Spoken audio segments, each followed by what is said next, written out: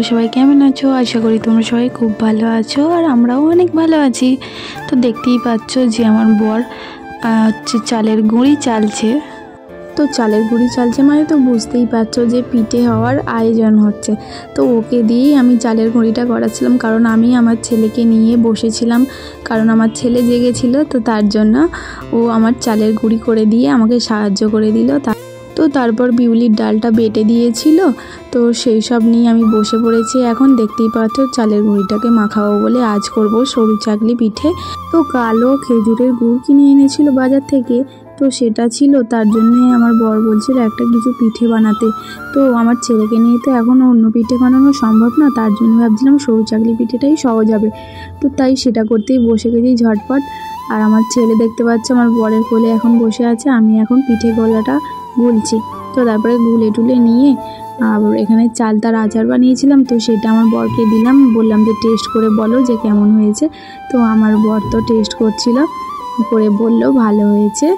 তো আমার বর তো বাজার থেকে চালতা কিনে এনেছিল, তো সেটা দিয়েই আমাকে আচার বানাতে বলেছিল, তাই সেই আচারটা বানিয়ে সবাই মিলে আমরা টেস্ট করছিলাম।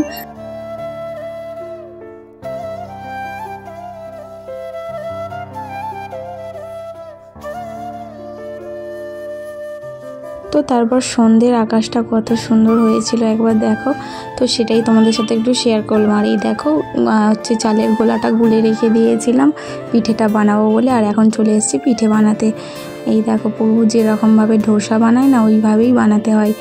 তো এতে বেশি কিছু দিতে লাগে না, একটু বিউলির ডাল বাটা আর চালটা দিতে হয়, ওই দিয়ে নুন দিয়ে মাখিয়ে খুব সুন্দরভাবে পিঠেটা হয়ে যায়। তো আমি প্রথম এই পিঠেটা বানালাম, আমি কোনোদিন এর আগে পিঠে বানাইনি, তো তার জন্য আমি একা একা করছিলাম। আর আমার ক্যামেরাম্যানটা কে ছিল তোমাদের তো দেখিয়েই দিলাম, ও আমার ক্যামেরা করে দিচ্ছিল। তো চলো এবার সব পিঠেগুলো একা একা বানিয়ে নিই, তারপর তোমাদের সাথে আবার কথা বলছি।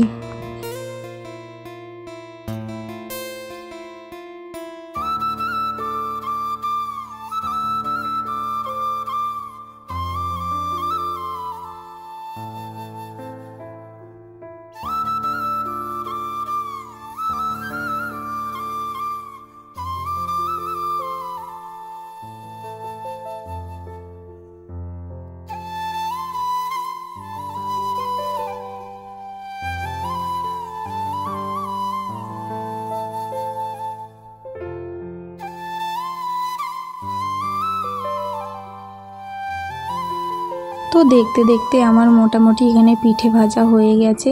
আর এই দেখো হটপটের মধ্যে আমি রেখেছিলাম, এই কটাই পিঠে বানিয়েছিলাম, কারণ প্রথম আমি পিঠেটা বানালাম, কীরকম হবে না হবে তার জন্য অল্প করে বানিয়েছিলাম। আর আমার বরকে খেতে দিয়ে দিয়েছি, দেখতে পাচ্ছ ও তো খেয়ে বলছে যে ভালো হয়েছে। আর এইদিকে বাবু শুয়ে শুয়ে তো কান্নাকাটি করছিল, কারণ আমরা ওকে কোলে নিয়ে নিচু ইস্যু করে রেখেছি, তার জন্য একটু বায়না করছিলো, তারপর কোলে নিতে আবার শান্ত হয়ে গেছিলো।